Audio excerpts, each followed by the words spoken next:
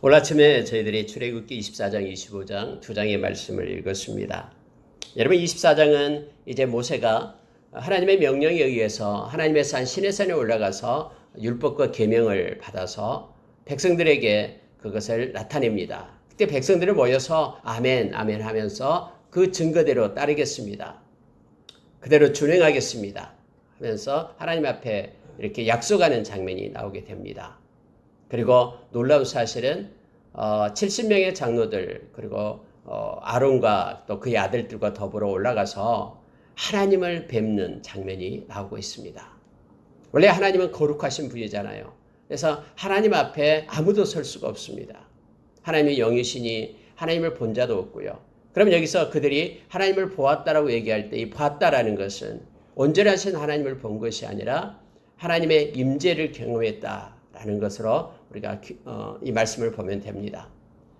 특히 하나님의 그 발 아래에 나타나는 현상에서 청옥같이 청옥이 펼쳐지고 맑은 청옥이 그렇게 덮였는 것을 이렇게 성경은 표현해 주고 있습니다.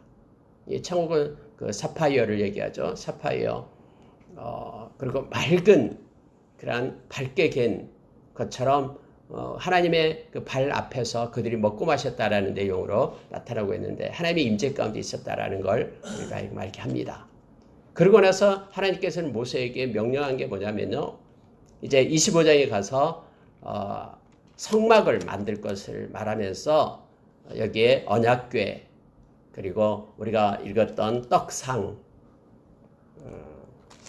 그리고 언약궤 증거궤와 떡상과 등잔대 이 세 가지 것이 먼저 나오고 있음을 보게 됩니다. 자, 이러한 내용들이 성경 말해주는데 이것은요 모세의 고안한 그런 아이디어 작품이 아니에요. 하나님께서는 분명히 말하는데 모세야 내가 너에게 보여준 대로 즉 하나님께서 보여줬어요.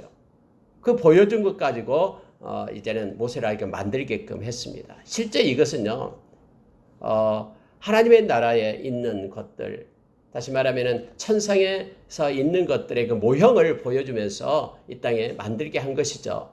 그래서 여러분 구약에 있었던 모든 것들은 우리가 히브리서 9장에서 말하고 있듯이요.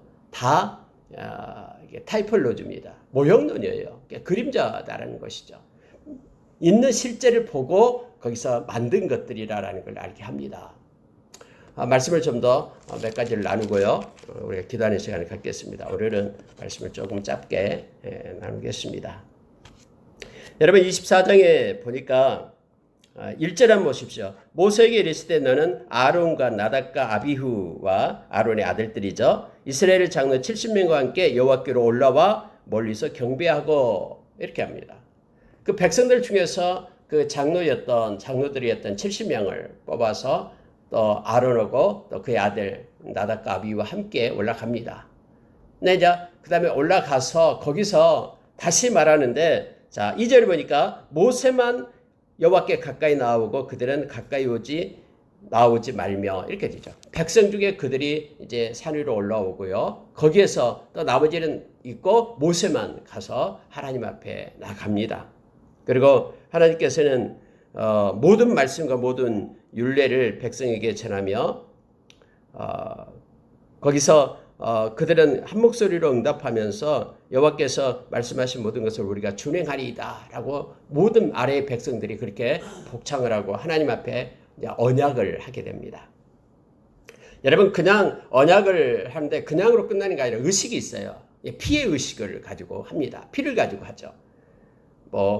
막 옛날에 큰 삼국지에도 그렇습니다만 약속을 하고 할 때 이렇게 막 피를 해서 막 섞어서 막 마시고 막 그러잖아요. 근데 여러분 여기서는요 이 피를 가지고 언약을 하는데 소를 잡아요.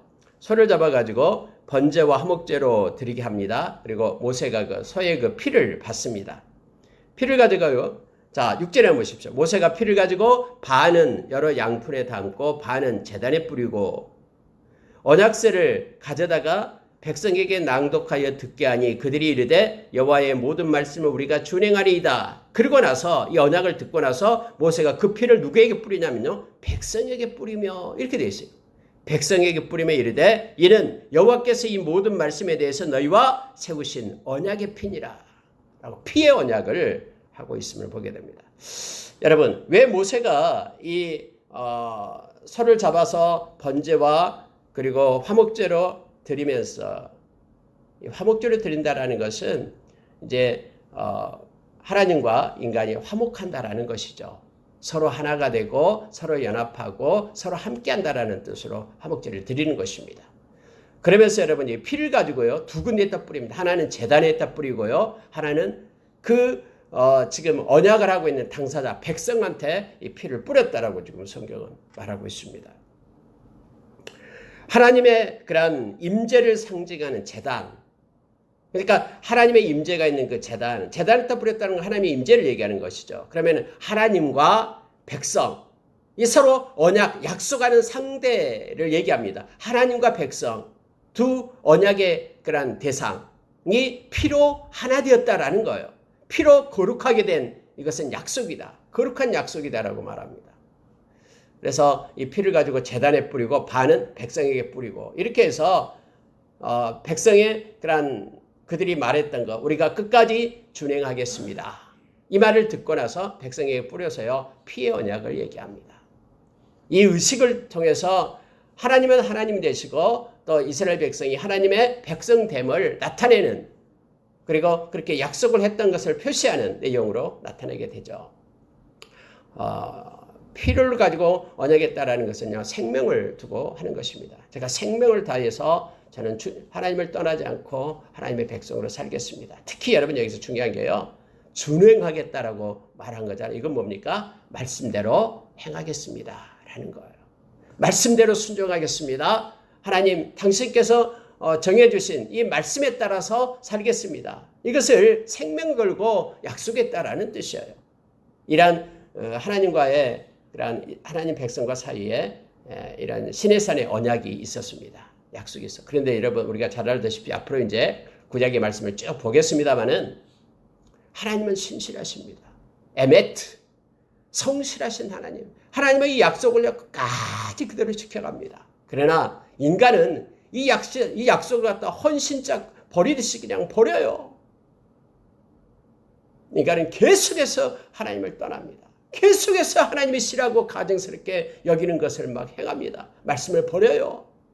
그런데도 하나님은 참고 기다리며 또 다른 방법으로 그들을 세우고 사랑했음을 압니다. 그래서 심지어 하나님께서는 이 약속 지키기 위하여요, 당신의 아들 예수 그리스도를 이 땅에 보내가지고는 도저히 인간은 구원받을 길이 없기 때문에 예수 그리스도를 통해서 구원받을 수 있는 길을 내신 분이 바로 하나님이십니다. 그래서 하나님께서는 우리로 하여금 우리가 하나님의 자녀고 하나님의 하나님 되심을, 새 언약 백성을 세워서 이제는 말씀을 버리지 않고 말씀을 마음에 두도록, 그 말씀을 마음에 하나님의 법을 가지고 살도록 새 언약 백성을 세우는데, 그것도 안 되니까는 성령님을 보내가지고 마음에 그 하나님의 말씀을 계속해서 가지고 살도록 우리가 구원의 날까지 성령님이 우리를 떠나지 않고 우리에게 말씀을 가르치고 인도하신다라고 성경은 우리에게 가르쳐 주시는 거예요. 하나님의 이 약속은 이처럼 신실합니다. 영원하시고 불변하십니다. 그래서 우리가 하나님의 말씀만은 우리가 붙잡고 살아갈 수 있어요. 세상의 사람들의 말은 금방 상황에 따라서 이랬다 저랬다 변절되지만은 하나님의 말씀은 변함이 없습니다. 그 하나님의 말씀을 붙들고 살아가는 것이 믿음이고요. 이 백성들이 준행하겠습니다라고 피언약을 했지만은 결국 그들은 다 떠나고 이들이 광야에서 다 죽게 됐다는 걸 알게 됐죠. 여호수아와 칼렙만 빼고요, 가나안 땅에 못 들어갑니다. 2세대들이 들어가게 됐음을 알게 합니다. 여러분, 그런데 8절 9절에 한번 보십시오. 모세와 아론과 나답과 아비우와 이스라엘 장로 70인이 올라갔습니다. 자, 10절에요. 이스라엘의 하나님을 보니 이렇게 나와요. 이스라엘의 하나님을 보니 그 발 아래에는 청옥을 편 듯하고 하늘같이 청명하더라, 이렇게 표현이 되어 있습니다.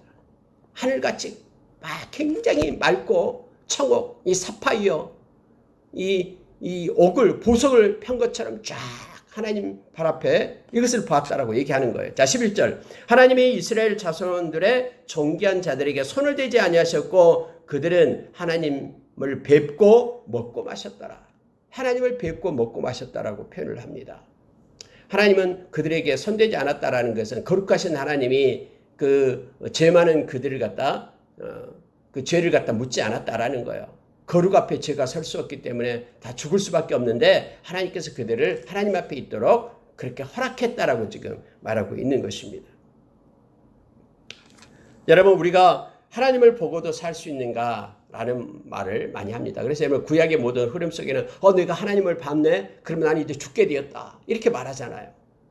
근데 실제적으로 우리가 하나님을 볼 때, 성부 하나님을 우리가 뵙게 될 때, 실제적으로 출애굽기 33장에 이제 다음에 나옵니다만은 보면은요, 하나님을 뵈면은요, 살자가 없다라고 성경은 말합니다.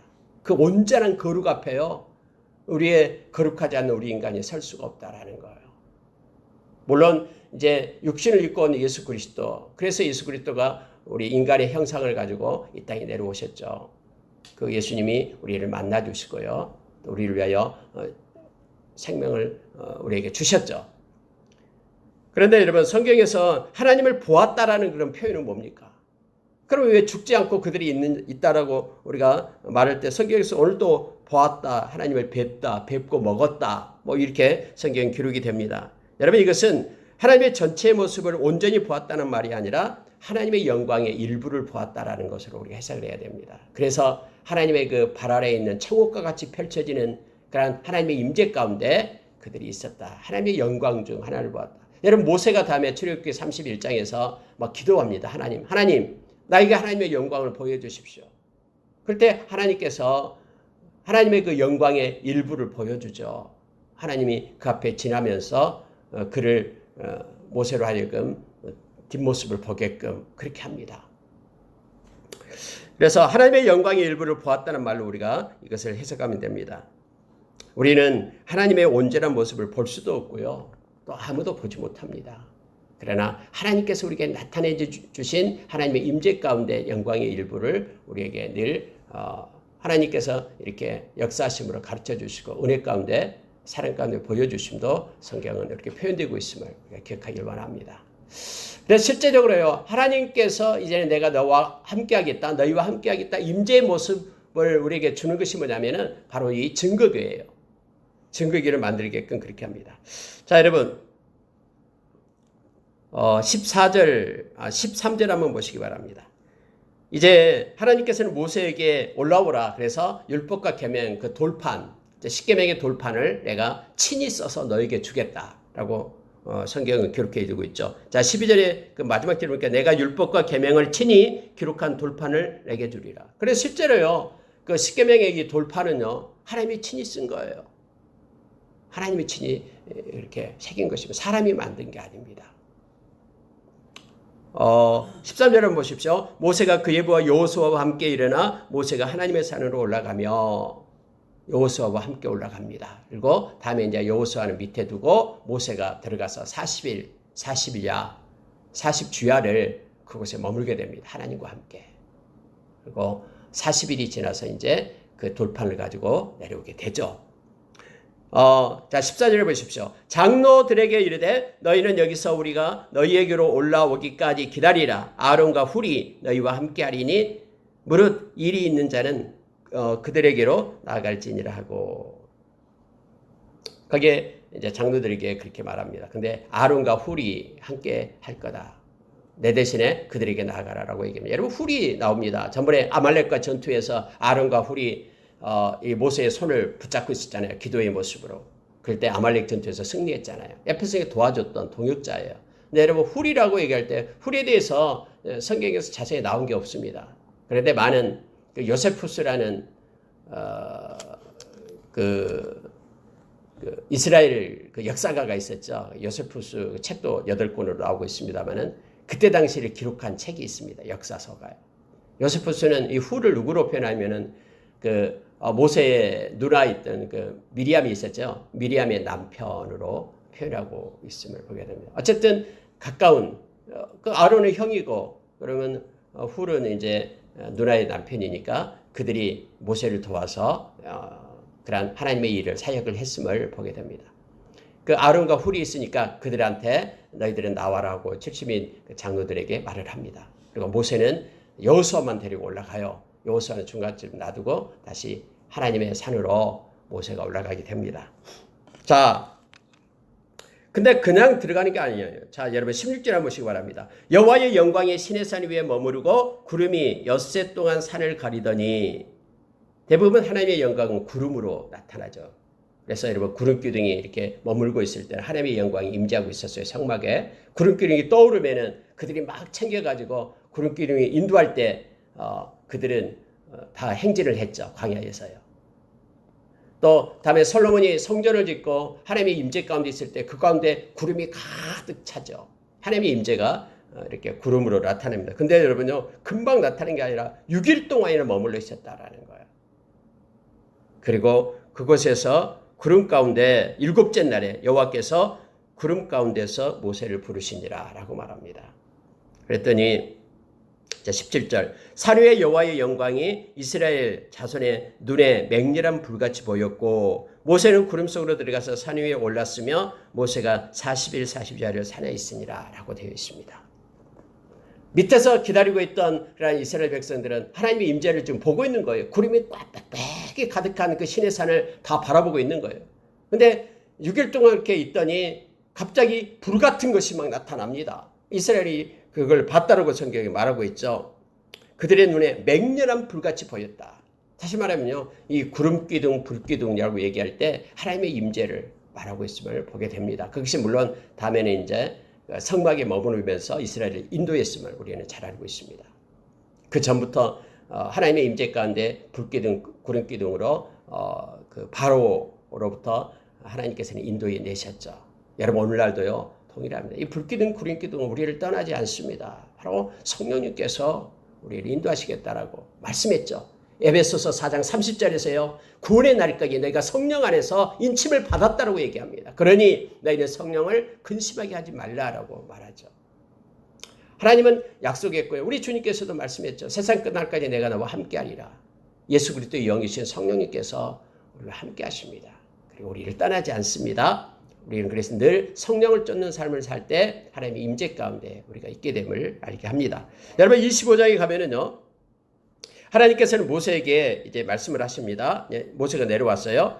이스라엘 자손을 명령하여 내게 예물을 가져오게 하라. 이렇게 얘기합니다. 그런데 억지로 내지 말게 하라라는 거예요. 성경에 이렇게 말하죠. 기쁜 마음으로 내는 자가 내게 바치는 모든 것을 너희는 받을지니라. 하나님께서는요, 뭐 구걸하는 게 아니에요. 하나님께서는 기쁘게 내는 자가 아니면은 돌려보내라라는 거예요. 기쁘게 내는 자 그 예물을 네가 받아라. 라고 얘기합니다. 근데 그 받은 예물은 쭉 나옵니다. 금과 은과 놋과 또 실, 가죽, 향료, 향품, 보석 이와 같은 것을 쭉 너희들은 받으라 라고 얘기합니다. 그거 가지고 뭐 하려고요? 하나님께서는 성막을 만듭니다.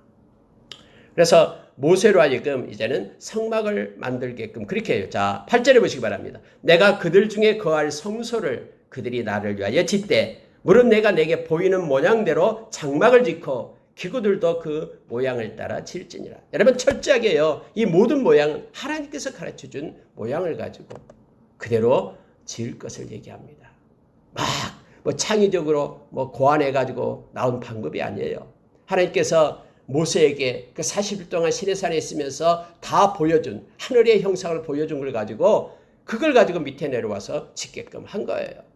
그리고 이미 그 애굽에서 나올 때에 그들이 애굽 사람들한테 요구했던 금은 보석 다 가지고 왔잖아요. 그걸 가지고 그게 너희들 것인데 자원하고 기쁜 마음으로 내는 그들을 통해서 하나님의 임재의 성막이 세워지도록 그렇게 했습니다.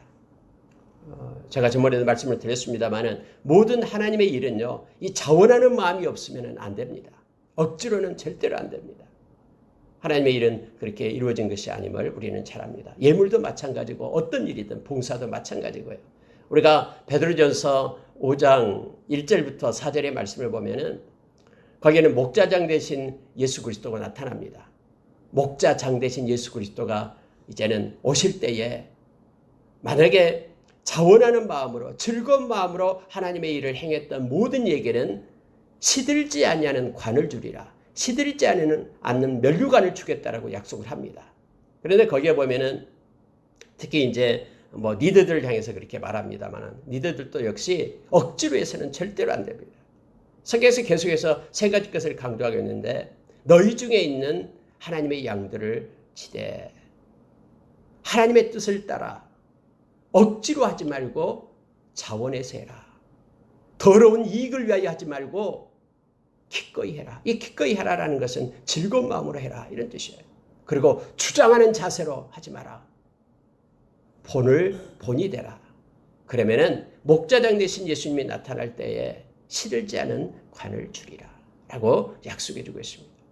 그래서 여러분 억지로 한다거나 뭐 어떤 자기의 더러운 이익을 위해 한다거나 또 주장하는 자세로 한다거나 이게 아니에요. 그래서 주의 일은 모두가 다 자원하는 마음으로 기쁜 마음으로 즐거이 그리고 먼저 자기가 솔선수범 마음으로 이렇게 모든 일들을 행할 것을 성경이 요청해 주고 있습니다. 그러면은 우리 주님 만날 때에 시들지 않은 이 말은 영원한 그러한 관을 면류관을 주겠다라고 약속해 주고 있습니다. 성막도 그렇고 성전도 그렇고 오늘날 교회의 모든 일들도 이렇게 자원하고 하나님이 기뻐하는 마음으로 행하는 이들에 의해서 주의 사역들이 이루어지고 있음을 우리는 너무나 잘 압니다. 보이는 모양대로 장막을 지어라라고 얘기합니다. 절대로 여러분 이 어제 새벽에도 말씀을 나눴잖아요. 우리가 하나님의 일을 할 때는요 민주주의 원칙으로 하는 게 아니에요. 이게 인본주의예요. 인본주의가 아니라 하나님께서 명령하신 대로 행하는 거예요. 신본주의로 행하는 것입니다. 하나님의 말씀의 모든 것들은 하나님께서 하라는 대로 그리고 하나님께서 보여주신 대로 그대로 행해야 됨을 성경은 우리로 하여금 가르쳐줍니다. 자 40절에도 역시 동일합니다. 25장 40절 보십시오. 너는 삼가 이 산에서 내게 보인 양식대로 할지니라. 다른 걸로 하면 안 됩니다. 이것은 불순종이에요. 뭐 하나님이 가르쳐준 방법에 더 창의적인 다른 방법 이렇게 했으면 좋겠다라 그것을 덧붙여서 해서도 안 돼요. 빼서도 안 돼요. 우리가 요한계시록 22장에서 정확히 알고 있잖아요. 하나님의 말씀은 더할 수도 없고 뺄 수도 없다라고 얘기합니다. 더한 자는 모든 말씀에 계시의 말씀에 기록된 모든 재앙을 더할 것이고 뺀 자는 결코 하나님의 성에 들어갈 수 있는 그러한 특권을 그에게서 제한다라고 얘기하죠. 즉 하나님의 나라에 들어갈 수가 없습니다. 하나님께서 가르쳐 주신 대로 그대로 행해야 됨을 성경 말. 이게 순종입니다. 순종은 그래서 나의 이성에 맞지 않다고 해서 하나님의 말씀이 나의 지금까지 경험과 또 내가 지금까지 쌓았던 지식, 나의 지혜와는 맞지 않다고 해서 그걸 버리는 게 아니에요. 말씀을 우리의 지혜, 지식 위에 두어야 된다라고 성경이 말합니다. 이게 순종임을 압니다. 때로는 이해가 되지 않더라도 우리는 그 말씀을 붙드는 것이 믿음입니다. 여러분 어떻게 우리의 짤막한 우리 지혜와 지식으로 하나님의 이 엄청난 말씀을 우리가 이해할 수 있겠습니까? 그러나 하나님께서 가르쳐 주신 대로 우리가 때로는 이해가 되지 않더라도 하나님 그럼에도 불구하고 하나님의 말씀에 순종하겠습니다. 여러분 항상 기뻐하라가 그거예요. 주 안에서 항상 기뻐하라고 했는데 항상 기뻐할 수가 없잖아요. 또 기뻐할 일만 우리가 나타나는 것도 아니잖아요. 때로는 어떻게 생각하면 너무나 무모한 것 같아요. 그러나 우리는 말씀을 우리의 생각 위에 두기 때문에 하나님 기뻐할 수 없는 상황이지만은 기뻐할 수 있는 믿음을 주십시오. 그리고 말씀에 의지해서 하나님 이 시간에 제가 기뻐하기로 다짐합니다. 이렇게 감사하며 기뻐하며 기도하는 자가 우리가 되기를 원합니다. 모세는 철저하게 하나님께서 보여주신 그 모양대로 그대로 만들어냈고 또 그대로 순종했음을 성경은 말해주고 있습니다. 세 가지 것이 나오고 있는데요. 이제는 성막 안에 들어가는 이제 증거계 하고요. 여기에 나오는 이제 그 진설병, 떡상을 얘기하고요. 그리고 등잔대 이 세 가지가 나오고 있습니다. 물론 여러분 이 성막을 다음에 이제 우리가 레위기서 가면은 더 자세히 말씀에 대해서 공부를 하겠습니다. 이렇게 여러분 성막이 어떤 구조냐면은 이제 성막에 들어가기 전에 이제 물두멍이 있습니다. 그래서 모든 제사장들은 손발을 씻고 수족을 씻고 들어가야 되죠. 그리고 성막 들어가기 전에 이제 번제단이 있고요. 그 제단에서 이제 모든 번제나 제사를 드리죠. 그리고 성막 안으로 들어가면은 이제 성막 안은 두 가지로 나눠져 있습니다. 이렇게 지성소가 있고 성소가 있습니다. 지성소와 성소 사이에 이렇게 휘장이 있고요. 이 지성소 안에가 바로 이 증거계가 들어가 있습니다. 여기에서는 자세히 나오지 않습니다. 다음에 이제 레위기서에 나옵니다. 그리고 한쪽에는 이제 떡상이 있고요. 성소 안에 떡상이 있고, 그리고 이게 등잔대가 있습니다. 그 지성소와 성소의 휘장 앞에는 이제 분향단이 있게 됩니다. 제사장들은 그 성소 안에서 행할 때에요. 여기 나온 등잔대에다가 이제 밤에 되면 불을 켜야 됩니다. 낮에는 불을 켜지 않습니다. 아침이 되면 불을 끄고요. 그리고 성소로 들어가는 문은 하나밖에 없습니다. 그것을 통해서 낮에는 그 빛을 통해서 안에서 일을 하게 되고, 밤에는 등잔대에 불을 켜고 해야 됩니다. 오늘 이게 나온 거 잠깐 세 가지만 좀 보고요. 기도하는 시간을 갖겠습니다. 여러분, 증거궤가 나오는데요. 증거궤는 하나님의 임재하는 성소를 나타내고 있습니다. 지성소에 있던 이 증거궤 안에는 대제사장이 1년에 한 번만 7월 달에 7월 10일 날 한 번만 들어갈 수 있죠. 그곳에서 오늘 하나님께서는 내가 그곳에 임재해 있겠다. 임재의 상징을 얘기합니다. 언약궤가 있고요. 언제나 오늘 언약궤를 어떻게 만들라라고 말합니다. 근데 모든 것들은 다 금으로 싸서 만듭니다. 금은 불변을 얘기합니다. 하나님이 영원히 함께하겠다. 먼저 여러분 피의 약속을 하고요.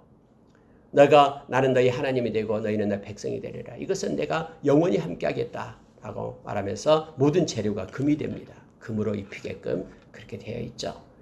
자, 여러분, 증거궤를 한번 보십시오. 이거 언약궤라고 얘기도 하고 하나님의 임재를 상징하는 성물입니다. 말하자면은 이동할 수 있는 성소, 작은 성전을 나타내고 있음을 보게 됩니다. 하나님의 어떤 사역을 기억나게 하는 세 가지 것들이 그 속에 들어있었죠. 하나님께서는 그 언약궤 안에 세 가지를 집어넣으라고 담이 얘기해요. 첫째는 이제 돌판, 모세가 받았던, 하나님으로부터 받았던 이 돌판, 그리고 하늘에서 내린 만나를 담아둔 항아리, 그리고 그 아론의 쌍난 지팡이, 이 세 가지가 언약궤 안에 들어있었음을 우리는 압니다. 이것은 모두가 다 하나님의 초자연적인 능력에 의해서 행해졌던 일들이에요. 하나님께서 말씀을 주었죠. 그리고 하늘에서 만나를 내려서 그들을 먹이셨죠.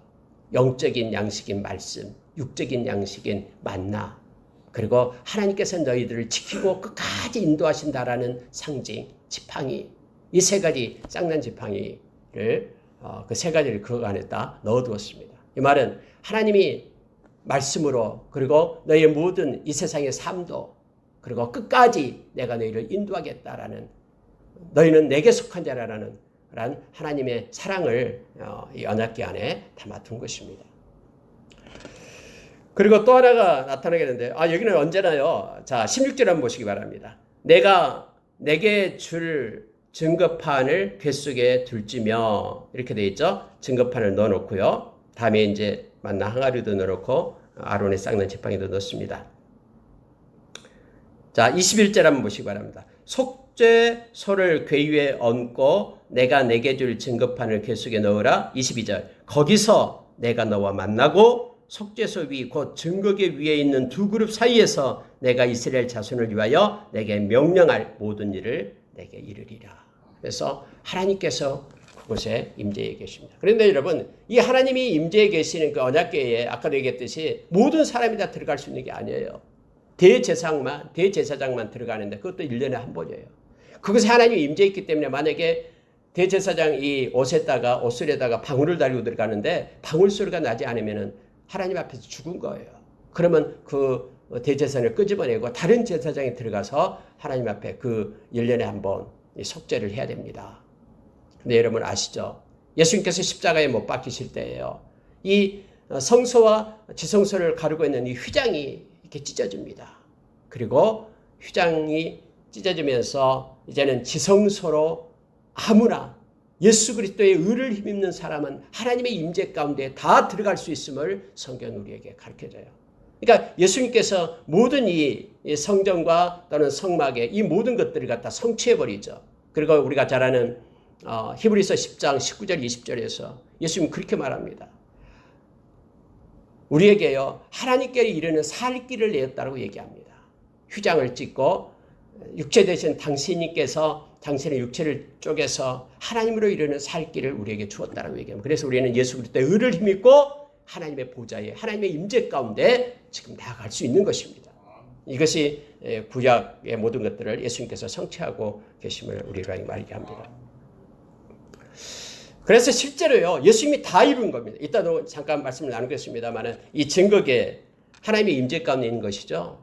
오늘날 성령께서 예수 믿는 모든 이에게 임재해 계셔요. 그래서 성령님, 하나님의 영이신 성령님이 우리와 함께합니다. 하나님의 임재 가운데 우리가 가게 되는 거예요. 즉 언약궤 앞에 가게 되는 것입니다. 자, 여러분 두 번째 말하는 것이 뭐냐면 진설병에 대한 얘기입니다. 진설병은요, 안식일 날 되면은 이렇게 두 줄로 떡을 6개씩 이렇게 쌓아 올립니다. 일주일에 한 번씩 바꿔요. 매일 새 떡으로 그렇게 바꿉니다. 떡을 그렇게 올린 거예요. 자, 30절에 한번 보시기 바랍니다. 상위에 진설병을 두어 항상 내 앞에 있게 할지니라 라고 말합니다. 이것을 계속 일주일에 한 번씩 돌아가면서 그렇게 했습니다. 여러분, 우리가 요한복음 6장을 읽어보면 놀라운 사실을 발견하게 됩니다. 예수님께서는 뭐라고 말하냐면요, 나는 생명의 떡이다 라고 말합니다. 하나님께서 너희를 먹이시고 입히시겠다라는 그런 상징으로 이렇게 진설병을 두어서 늘 기념하게끔 그렇게 했는데 예수님이 내가 떡이다라고 얘기하는 거예요. 우리가 여러분 요한복음 6장 35절에 정확하게 말하죠. 예수님이 그렇게 말합니다. 나는 생명의 떡이다. 내게 오는 자는 결코 줄이지 않을 것이고 나를 믿는 자는 영원히 목마르지 않을 것이다. 그러면 이 진설병은 지금 뭘 나타내고 있냐면 예수 그리스도를 나타내고 있는 거예요. 예수 그리스도. 예수 그리스도를 통해서 우리는 영원한 생명을 얻고요. 줄이지 않고 목마르지 않음을 우리가 얻게 됩니다. 영적이든 육적이든 모든 것이 우리 주님 말씀이었습니다. 내가 너희를 떠나지 않고 버리지 않겠다라고 말씀하시면서 우리의 생명의 떡이 된다고 얘기합니다. 그래서 여러분 진설병도요. 예수 그리스도를 믿는 이들에게 예수님으로 인하여 예수님이 생명의 떡이니까 우리에게 모든 것을 공급하심을 우리가 알게 됩니다. 이 구약에 나타나는 모든 것들은 실제 대신 예수 그리스도를 나타내고 있음을 우리가 보게 돼요. 영적으로. 자, 여러분요. 그 다음에 나타나는 것이 등잔대입니다. 여러분 등잔대는 이제 이렇게 한 줄기가 있고 세 가지가 양쪽에서 나와요. 이쪽에 세, 이쪽에 세 개. 그래서 전체로 올라가서 위에 끝에서는 이제 불이 뭐냐면 7개가 되겠죠. 원 가지가 하나 있고 양쪽에 가지가 3개씩 나서 앞에서 7개가 되어 있습니다. 7개의 불을 켜게끔 그렇게 되어 있어요. 하나로 다 연결됐습니다. 한 달란트로 금 한 달란트로 만든 거예요.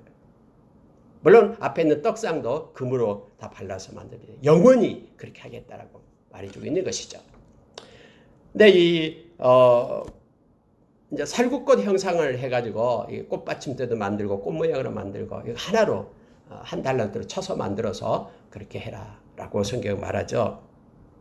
자, 37절 보시기 바랍니다. 등잔 7을 만들어 그 위에 두어 앞을 비추게 하며 이렇게 되어 있습니다. 39절 등잔대와 이 모든 기구를 순금 한 달란트로 만들되 너는 삼가 이 산에서 내게 보인 양식대로 할지니라. 그래서 하나님께서 그렇게 명령해 주고 있음을 보게 됩니다. 여러분, 이 빛이 뭡니까? 이 등잔대가 뭡니까? 예수님께서 그렇게 말했습니다. 요한복음 8장 12절에서 나는 세상의 빛이다. 나를 따르는 자는 어둠에 거하지 않고 생명의 빛을 얻게 된다라고 말합니다.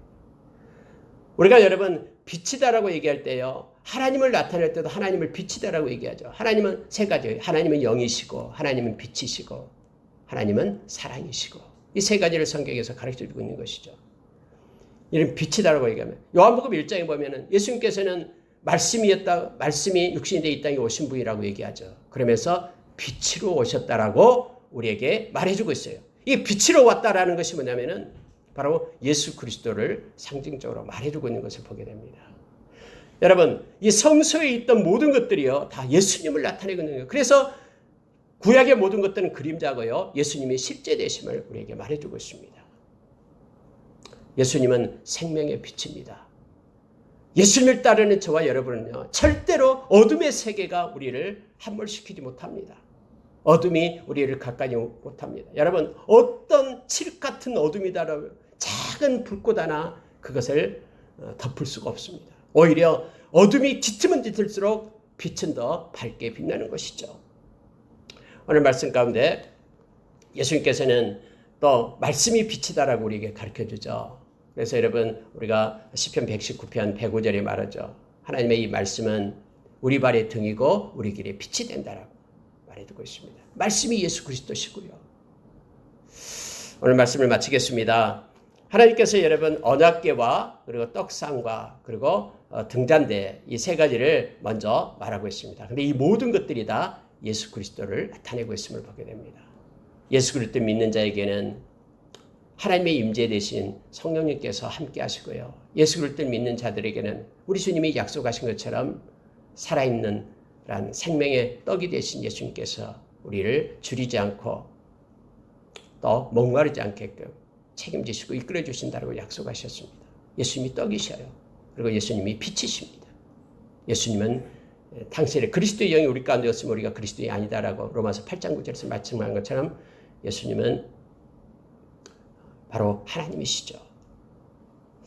말씀을 마치겠습니다. 오늘 하루도 빛 대신 우리 주님과 동행하고요. 또 생명의 떡 대신 주님 때문에 우리가 그로 더불어 먹고 또 주님은 우리와 더불어 먹는 그러한 공동체 함께하는 요한계시록 3장 20절의 말씀처럼 예수님께서 너는 나로 더불어 먹고 또 나는 너로 더불어 함께하는 그러한 그 동행이 오늘도 우리와 함께하기를 원합니다.